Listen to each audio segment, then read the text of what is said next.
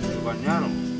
No, dice agua para el caballo. Ah, me olvidé, y se ve que uno dio vuelta. El caballo que se no, bueno, no quiero tomar agua porque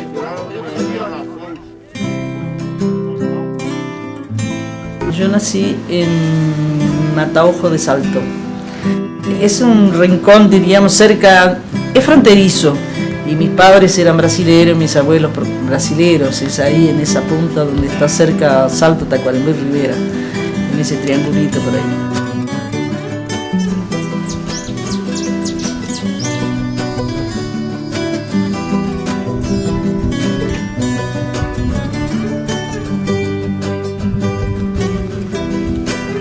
Ya vivió acá de niña en la época de clase. Vivía acá en la época de clase, la época en el periodo de ir a la escuela. Después se iba para su casa, que quedaba del otro lado del Mataojo Grande, en la picada del Tala, que de acá se ve allá, unos eucaliptos allá en el horizonte. De allá tenían que cruzar de la picada del Tala allá abajo y venir para acá. Había un pueblito allá abajo, en el pueblito del Tala, en la picada, había un pueblito de gente muy pobre. Y venían 8, 10 gurises a caballo. Y que algunos volvían para el pueblito era mucho más cerca que la casa de Lassi. La Lassi y su hermano venían para acá. Mi madre fue la única maestra que tuvo Lassi. Lassi vino a esta escuela, que es la escuela número 61 de Zanja del Tigre, todos los años que fue a la escuela, desde primero a sexto, vino acá y desde primero a sexto, mi madre fue la maestra de Lassi. Y de una serie de gente que anda por acá y de algunos que ya no están más. Una recopilación de datos de la vida de Lassi Duarte, que era la chola, ¿te acordás? Sí, la chola. Entonces vinieron acá porque está la escuela después, era allá, pero es la misma escuela, 61. Y solo que lo que recuerdo, que éramos muy compañeras con ella, nunca tuvimos ni una mala palabra mientras nos encontraba en la escuela, eran muy buenos compañeros todos, ¿no? Y ellas eran mis gran amigas.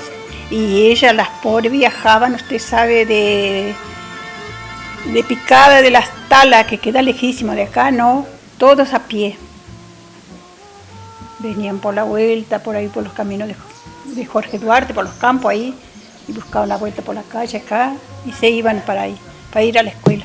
Durante la semana estaban en las casas de unos tíos, y después fin de semana se iban de regreso a la casa de ellas, ¿no? Todos a pie. Siempre la admiré, el sacrificio que hizo en aquella época de venirse a estudiar a Salto. Viste, con poco, no tenía, después no tenía dónde estar y después una tía, consiguió en la casa una tía. Y otra cosa que también tengo orgullo de ella, que ella no se olvida de sus raíces. Siempre pone que nací en tal lado y que me crié, soy de padre brasilero, porque mis abuelos los 4 eran brasileros. Mi mamá hacía así las muñecas, como porque allá afuera, viste, no había ni idea. Las muñecas eran como las Barbie de hoy, porque mi madre las hacía más rellenas, las hacía hasta la mitad, no sé, la forma de ella. ¿Qué más? Sí, ¿Qué estos son las traperas que ella pone en una escrita, porque se hacía, para taparse hacía todo con, viste, ponía en el medio, creo que era lana de oveja, y ahí lo cubría con tela y hacía, porque en ese tiempo te digo que para comprar una frazada era muy difícil. Yo interpreto que ella está en su mundo, viste, por eso es como una luna ahí. Ella va en su mundo. Y bueno, y salí del campo a los 15 años recién, que fui a la ciudad a estudiar, a hacer secundaria. Ella vino muy jovencita aquí, ¿no? Y se instaló con trabajos muy duros para subsistir, y junto con el liceo asistió a la Horacio Quiroga, al taller Pedro Figari. Este taller nucleó a todo, digamos, un montón de gente que se interesaba por la pintura, pero también a una cantidad de intelectuales. ¿Y la pintura? ¿Cómo Y fue la que te pintura agarró? surgió por pura casualidad. Un día conocí un viejo poeta en Salto que le decían el Dios Verde, y me habló de un taller de que enseñaban pintura artística. Yo no tenía ni idea de que era pintura artística, pero ahí fui. Se creó toda una generación de pintores en los que estaba Lassi, que estaba haciendo arquitectura y estudiando pintura. Ahí la conocí, en el medio de ellos, con una enorme capacidad para trabajar el dibujo, como tenía Alto también, porque justamente Ciferi priorizaba que sus alumnos primero aprendieran a dibujar y después aprendieran a usar el color. Cuando se vestía no gastaba más de lo necesario para andar presentable, no perdía el tiempo en maquillajes inútiles, etcétera, etcétera. Nosotros, si vemos las fotos de ella, es una mujer bonita, pero despojada de todo artificio, porque hasta en eso yo creo que había una actitud de saber plantarse con sus convicciones en la vida, ¿no? Si no creo en estas cosas, no debo hacer uso de ellas. Ella vino de afuera, venía de afuera, y me llevaba 5 o 6 años a mi diferencia. Éramos compañeras de clase, y compañeras en los paseos y todo. Y cuando Paul me comentó que había una pintora famosa en la ciudad, pero yo tuve una compañera en el liceo y busqué la foto, y Paul mira y dice, es esta. No podía creer. Y la dejé de ver. No sabía lo que había hecho ella en la vida de ella. No sabía que era pintora, que se había casado con un pintor, nada, no sabía nada. Lo que yo miraba la foto, digo que ella fue una adelantada para la época, porque todas estamos de pollera, la época de las polleras anchas, todo de pollera. Y la única que está en la foto de pantalón era ella. En ese momento no me daba cuenta, pero ahora digo, ella era más adelantada que nosotros, más moderna. Era de poco hablar, ¿no? Hablaba poco. Ella, me parece que sentía la sensación de que era discriminada por las salteñas. Y eso ella le comentó a una profesora mía de pintura, que le comentó de que ella era discriminada en Salto. Eran otras épocas también, ¿no? Ahora una persona que tiene una facilidad, la pintora, todo, capaz que en esta época lo hubiéramos querido más acá, ¿no? Y bueno, un poco eso mismo fue ser mujer, ser artista, ser comunista, y como decía una señora que me cuentan ustedes mismos, andar de pantalones, sin miedo. Fue eso, sí. Y muy familiar, muy apegada a sus hijos, a su familia, y después lo vamos a ver en la pintura, cómo está apegada a su tierra, ¿no? Con las series de bolitas, de juguetes que pinta, apegada a lo ancestral, ¿no? Pero a raíz de eso que me integré al taller Montevideo de Arostegui, justo vino después la época de la dictadura, que nos destituyeron a mí y a mi marido, y entonces el tapiz fue el que me salvó. Bueno, teníamos que comer. Mi padre en eso era el mundo muy machista, entonces es como que era más aceptable que mi viejo fuera artista y que mi vieja laburara, fuera madre. Yo tengo... Me acuerdo de que se ataba la espalda para tejer, que ella nos alimentó. mucho tiempo haciendo tapicería, que trabajamos con Argentina, y loca, eran horas, horas y horas, y de ahí también aprendí que la única forma de ser alguien es laburando a lo bestia. Llevar adelante una familia, ellos que vivían de lo que pintaban, ¿no? Mucho más duro fue. Cuando hubo un llamado masivo a concurso para ejercer la docencia, Lassi se presentó y tanto Lassi como Aldo salieron muy bien puntuados y se fueron a vivir primero a Aiguay, que vivieron unos 2 o 3 años. En Aiguá hacía muchísimo frío, mucho viento, no se encontraban y pasaron después a vivir un tiempo en San Carlos. Que no fue al liceo de Aiguá a enseñar a hacer letra y dibujo técnico, no, les enseñó a hacer grabado, les enseñó a pintar. Había siempre una cuestión que era más de trabajo social que otra cosa en su cabeza, ¿no? Era como un poco madre proveedora de insumos para el hogar, ¿no?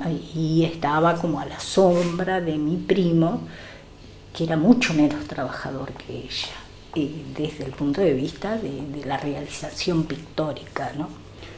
Y ser artista era mucho más heavy, y yo lo entendí de grande, porque mi vieja volvió o reempezó a ser artista cuando murió papá.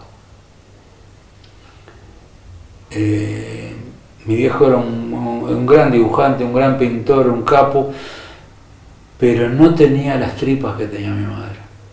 O sea, yo creo que a él le faltó eso, le faltó creer y le faltó lo que encontrar una historia que es como la que tuvo mi vieja, que se dio cuenta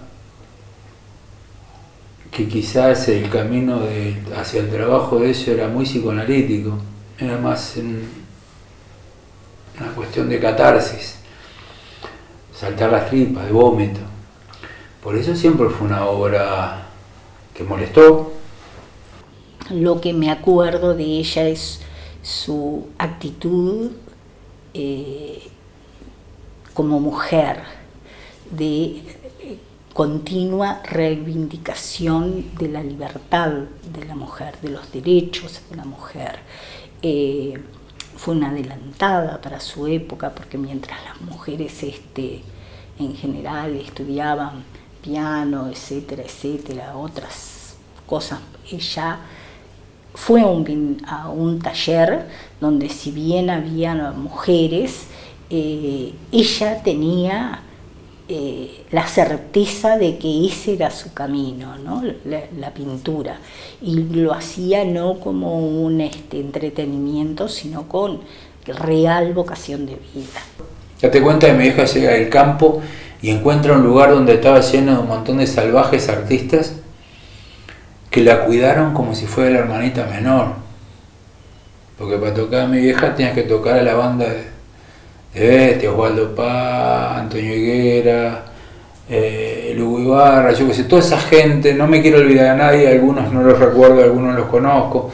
Milán Martínez, un tipo que, divino tipo, que nosotros conocimos desde niños, gran paisajista. Eran un grupo especial y un grupo de seres diferentes. Cuando coincide un grupo de seres diferentes y que es capaz de encontrar, si querés, un diamante en el campo y saber pulirlo, es porque tan locos no eran y es porque tan brutos no eran. Y reivindica así la mujer que sale a la vida con poquísimas herramientas, con escasos insumos, y que puede lograr ser fiel a sí misma. Y yo creo que el triunfo de Lassi es eso, el haber logrado con su ser, sin haber nunca claudicado, logrado, lo poco, lo mucho, eso lo dirá la historia, logrado ser quien fue, ¿no? Pero era una persona que se ubicaba, que tenía humildad, seriedad, y lo que más le importaba era su trabajo y no subir la escalera por otros medios. Eso para mí define mucho a una persona. Y creo que tuvo una ética extraordinaria en ese sentido. Yo ya la conocía desde hacía mucho tiempo. Desde que ella había hecho un tapiz, que no era en realidad un tapiz, era una pequeña escultura en la época de la dictadura, donde a través de esa pequeña escultura ella ya mostraba sus connotaciones que supongo que los que estaban involucrados con la dictadura y los militares no vieron, ¿no? Los militares de la época, porque era muy sutil. Ella entró en una etapa neoexpresionista, pintaba con un color rabioso, temas muy intensos sobre la falta de libertad de la mujer, sobre los encierros, sobre las cosas que no se dicen, sobre todo en una clave femenina, y un color que, digamos, era intensísimo, violento y demasiado audaz para el Uruguay. Un día las hormigas, las flores, las cucarachas vengarán esta obscenidad, porque creo que fue un poco una obscenidad lo que se hizo con América, ¿no? Ignorando nuestra cultura, imponiendo una cultura de afuera. Yo no me olvido que el NMB Bank le dio un premio, que te tocó un premio a mi vieja en el NMB Bank, que estaban todos los grandes artistas de este país, y mi vieja se presentó y nadie imaginó que mi vieja iba a ganar ese premio. Y el premio era un viaje a Holanda y una exposición en Montevideo. El viaje a Holanda se hizo, pero la exposición nunca, porque a mi vieja se le había ocurrido poner pedazos de fotos pornográficas de revistas, unas vaginas impresionantes en la cara de unos reyes, por más que era un momento de apertura, cuando la vuelta a la democracia, yo qué sé, se la fumaron muy poquito. Y de lo hecho está que viajar a Holanda viajó, nunca se hizo la exposición de mi vieja, quizás porque la consideraban pornográfica por eso, porque ella después cambió y se metió en esa cosa del campo y es mucho más bruja, curandera que mujer peleadora. Pero ese cuadro del NM Bank, que fue premio, que le ganó a un Vicente Martín, le ganó a los tipos pesados de esa época, después un pintor conocido lo compró en un remate por $300, porque el banco se lo sacó de arriba, porque ni siquiera se animaban a ponerlo en el banco. Hubo todo, digamos, en ese sentido hubo una especie de revolución en los años 80 aquí, cuando se terminó la dictadura y un poquito antes, ¿no?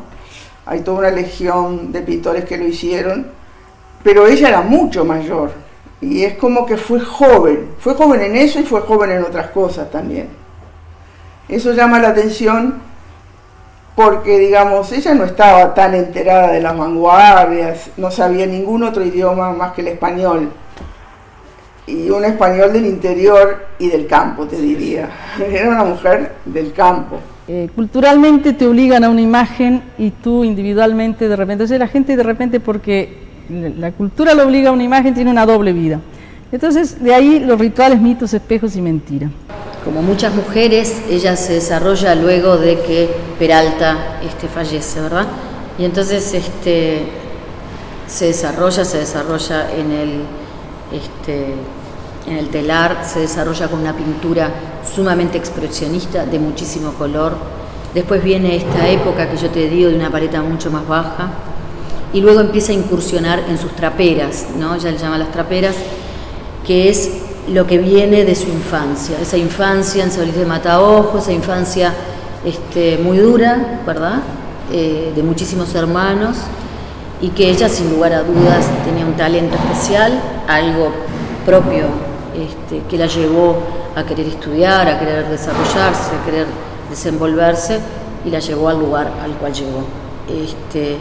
esa pelea continua por la vida, te das cuenta a diario con ella que ella siempre estaba luchando por algo, por su familia, por sus nietos, por su obra. No dejó de trabajar hasta el último día de su vida, y siempre pensando también en el lugar de la mujer, en la sociedad, pensando en una sociedad justa, ¿no? Y no todas las injusticias que ella misma vivió en carne propia.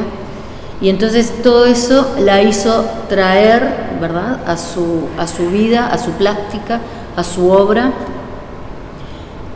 y resignificar de alguna manera lo que su mamá era y lo que sus antepasados, su gente, la gente de Solís de Mataojo era. Pero fundamentalmente ella hablaba de su madre, que le hacía muñequitos con miga de pan, que armaba las traperas con ropa vieja y con eso construía las frazadas, ¿no?, los abrigos para las camas.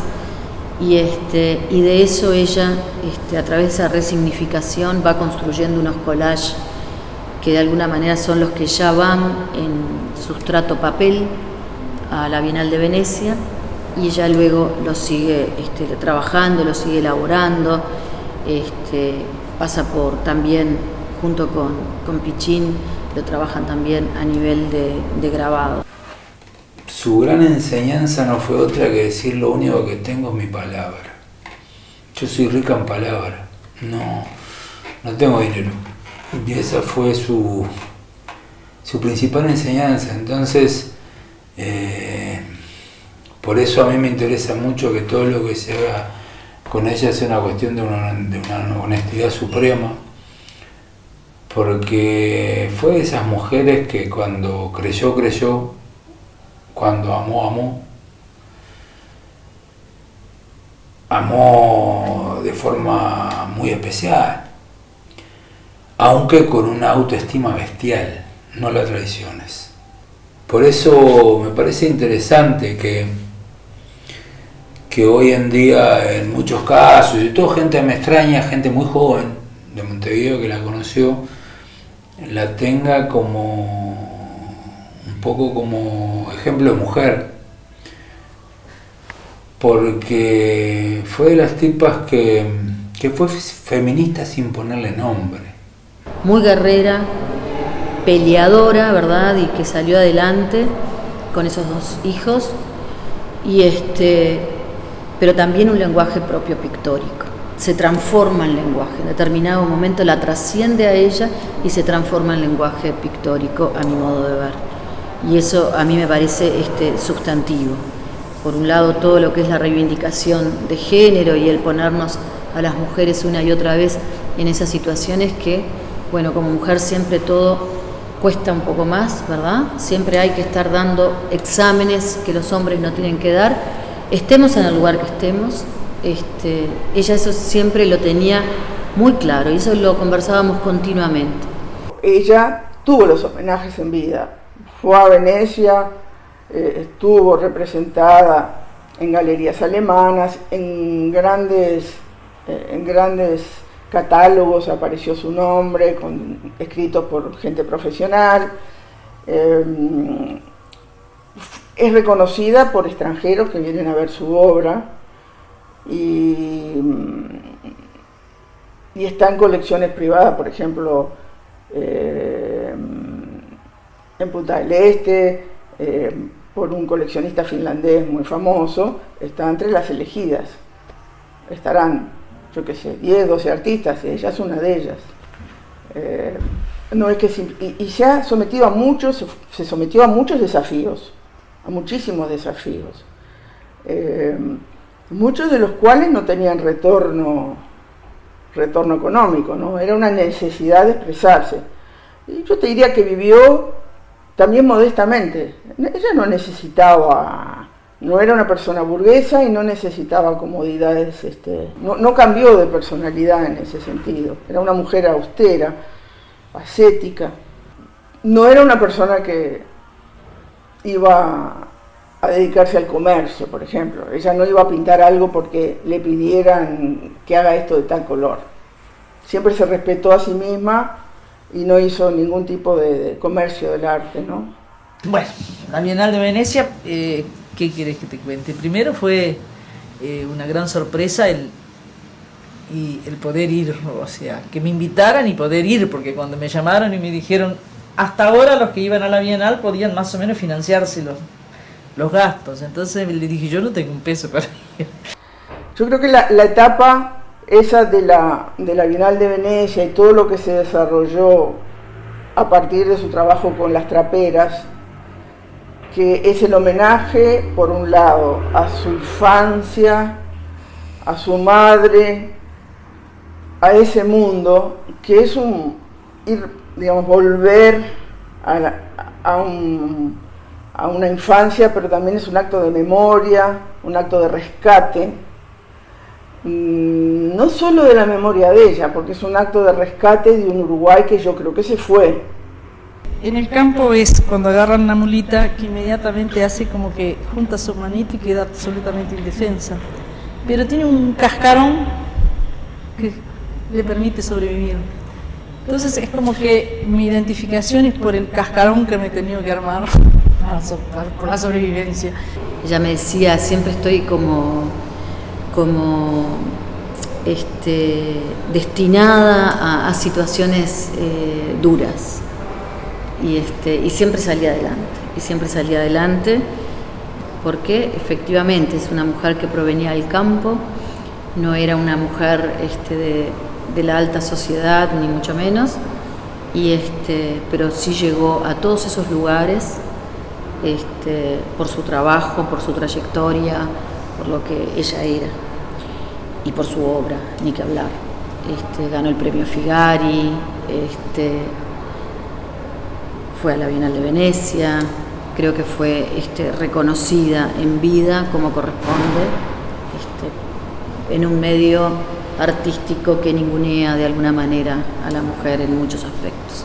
Cuando la vieja decía víbora, parábamos todos porque las oía en la noche, y las oía, y si te decía víbora, lo que teníamos que hacer era buscarla para encontrarla, para no picar a nadie, pues sabíamos que estaba ahí.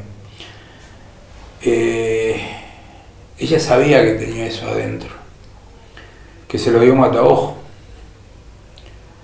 y nunca dejó de ser una paisana. Hay mucha gente que se reía. Tanto es así que ella, para muchos en Salto, era la planchadora. Y ahí entran tipos que la vieron de otra manera, que son los tipos que yo acepté como mi familia por opción, igual que mi vieja fue quien fue, por la Pocha Tezarán, y gente diferente, ¿no? Waldemar Carballo, el Cacho Tezarán, la Marosa. Pelayo Díaz fue un tipo muy importante, el embajador Pelayo fue un tipo que fue capaz de mentir, no sé si él se acuerda, para decir que llevaba a mamá de planchadora. La llevó por amiga, porque mi vieja conociera a Montevideo. Y después se reencontraron y Pelayo soñó con hacernos exponer en China, haciendo, yo qué sé, todas esas cosas, pero ese salto fue el que formó a mi vieja, la Quiroga. El viejo Cifre tiene un catálogo aparte. Mi vieja siempre lo defendió, porque había muchos que ese viejo comunista. Muy pocos saben que fue alumno de Matisse, el viejo. Y mamá presenció que alguno le dijo, tomá la vita, viejo borracho. Mi mamá lo defendía. Pero fue un tipo que hizo por Salto con esa gente, con Enrique, pero no era solo Enrique, también estaban los Cataloni, los Amaro. Digo, hay un montón de gente que ayudó mucho, que era un Salto muy especial. Esta obra, que es con Marmolina, que ella la hizo, no sé qué, tiene una particularidad, que la encontré 4 o 5 días después que ella se murió. ¿Qué es esto? Esto es un Novoa, el que hizo el mural del Trócoli, del 54. Y ella lo agarró y lo pintó de atrás. Ahora tengo un problema que lo voy a tener que poner así porque me da cosa que Novoa, que es uno de los grandes. Que Novoa tuvo además una historia increíble con mi vieja, porque casi provoca un divorcio. Porque se fue a Salto a buscar una exposición de papá, que era el nene mimado de Enrique Amorín, y se enroscó con la obra de mamá Novoa. Y se trajo una exposición de mamá, no de papá. Lo que generó un lío bastante considerable, porque ya te digo, para el macho cabrío era más fácil ser artista. Digo, porque hay que tener en cuenta, y eso es muy importante, que en esa época mujeres artistas son muy pocas. Tenés a Hilda López, tenés a Amalia Poleri, tenés a... No quiero dejar de nombrar ninguno, pero la señora de Costigliolo, Linda Cohen, Evo Olivetti, yo qué sé, eran muy poquitas. Y todas mujeres que en esa época, cuando decidí ser artista en esa época, en los 40, y bueno, era como cuando a mí se me ocurrió en los 70 ser peludo. O sea, eras puta, eras, yo qué sé, un montón de cosas. Que yo lo comprendí porque claro, me tocó hacerme el hippie en San Carlos, un pueblo chico, y me di cuenta lo duro que era eso. Entonces era peludo, comunista, hippie, maricón, eras de todo, andábamos de sueco. Por esa cabeza que nos dio los viejos, ¿no? No me olvido más la última que me hizo, porque me la hizo a mí. Con los 2.000, 2.500 años de la ciudad de Santiago de Compostela, que hace una exposición en homenaje en los festejos de los 2.500 años, y me llaman de España que querían hacer una exposición de 15 artistas latinoamericanos y por Uruguay querían que fuera la vieja. Y no había quien la convenciera. Y yo le digo al tipo, mirá, está grande, no quiere viajar. Me dice, pagamos 2 pasajes, que alguien la lleve, la acompañe, y mi señora con ella. Y yo estuve 3 días hablando con ella y al final me dice, pero Pichín, yo no quiero más los aeropuertos, no me los banco más, no me gusta hablar en inglés. Le digo, vieja, vas a España, porque me estaba inventando cualquier cosa para no ir. Eso era mi vieja. No le gustaba figurar, no. En definitiva, hacía, porque si no hacía, se moría. Y creo que por eso se dejó morir. Nos duele mucho porque se fue temprano, sin duda. Tenía muchísimo más para dar, para seguir dando, porque yo le decía, tú estás en este mundo para dar, hay otras personas que no, tú estás para dar, tenés mucho para dar, y siempre hay una construcción nueva de parte tuya para seguir dando, en lo afectivo y como artista. Y es inseparable, yo creo que son inseparables, Lassi mujer, Lassi artista, Lassi madre, Lassi abuela, Lassi amiga, son como varios puntos, ¿verdad?, que le hacen a una persona de una completitud impresionante. Esto es toda la última serie de cosas que hizo, que estaba trabajando conmigo, que hacíamos gráfica. O sea, estos son grabados en madera, silografías, estos son telas, de toda la historia, esto es una bombacha impresa, yo qué sé, que después ella le trabajaba arriba. Y tiene toda una serie nueva, la última serie que nos llegó a ponerla.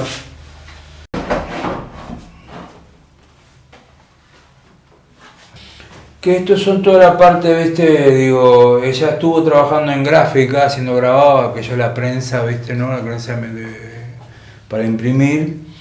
Y bueno, son grabados en madera, ahora te voy a mostrar algunas maderas. Por ejemplo, esto es lo que ella decía, había una canción de mi hermano que cantaba cuando chiquito, que era con mi caballo Kumao, vuelvo de noche a mi rancho. Y este es el caballo Kumao, que es el caballito que ella mezclaba, que creo que está por ahí. Ves que esto es collage, pero viste acá está otra vez el caballito. Estos son pedazos de otros grabados. Ella trabajaba el grabado todo, pero era una tipa que no respetaba técnica, no respetaba nada. Después que trabajaba conmigo se quedaba sola y todo lo que había hecho conmigo lo rompí y lo armaba de vuelta. Entonces ella venía y lo que hacía era apoyarse en mí y decía, vos quieres hacer tal cosa, y tenía que salir. y conversando siempre salía. Porque por eso te digo que la comunión al final era muy grande entre los dos, porque era un ida y vuelta permanente de hablar de arte y hacer y esto. Y es muy raro que haya tanta comunión, porque es de un tipo que está en la pintura, que ya ves, mi dibujo es mucho más académico, mucho más... no es académico, pero tiene otra cosa, otra escuela, otro mundo. Y si vos ves la obra mía y la de la vieja, decís que el viejo soy yo y la pendeja es ella. Porque ella tiene una obra re actual, re desprejuiciada, otra cosa, y yo vengo de una obra mucho más agarrada al pasado, ¿no? Que por suerte el arte nos hace así. Yo me olvidé. Eso. El penúltimo trabajo que va, el que hizo antes del que vas a ver ahora en la casa, que ya lo ves que incluso hasta la cinta donde tenía colgado un tape ahí no se tocó. Digo, es más, no sé, creo que lo voy a marcar en algún momento hasta con la cinta esa, porque mi vieja soporté la cinta que era simplemente un soporte, te la transformaba en un elemento de construcción. Eso fue cuando hicimos el boceto que presentamos. Apagar la luz, cerrar, si Apagar ya la no luz. volvemos. Sus caminatas, los alambrecitos que iba encontrando, los iba armando y luego se me decía, me tenés que ayudar a pegar eso, y bueno, y algunos que no estaban pegados se los terminé de pegar yo. Le pusimos nombre igual a eso.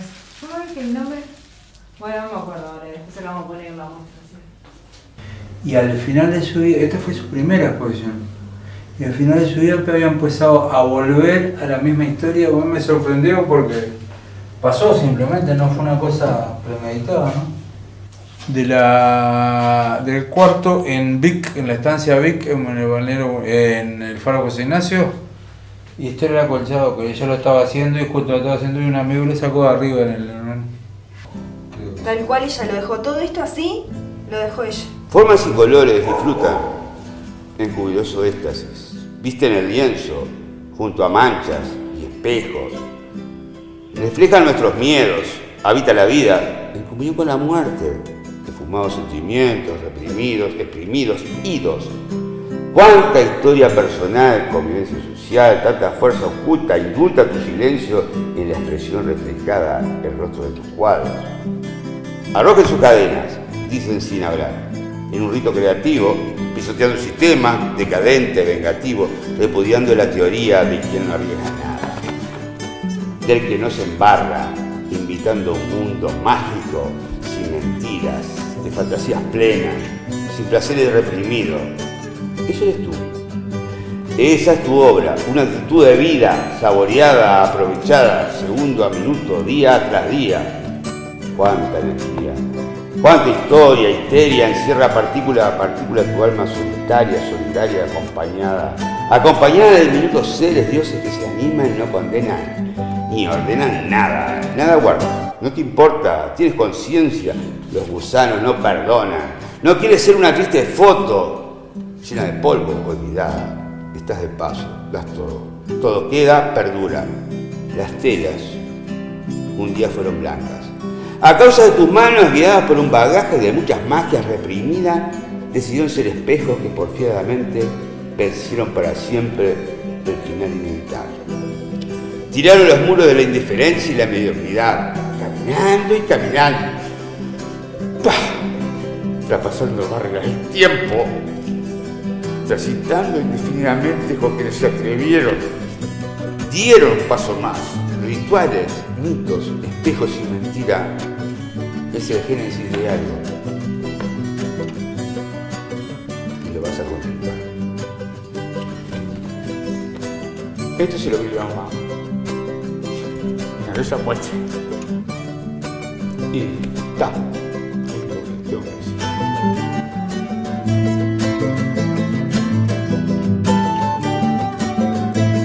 No se tiene en cuenta cuando se trata de cultura. La cultura siempre queda para después porque parece que es una cosa de lujo. Y yo creo que es al revés. No cambias nada sin empezar por la cultura. Es la inversa para mí. Casi como un círculo vicioso. Sí, sí, sí.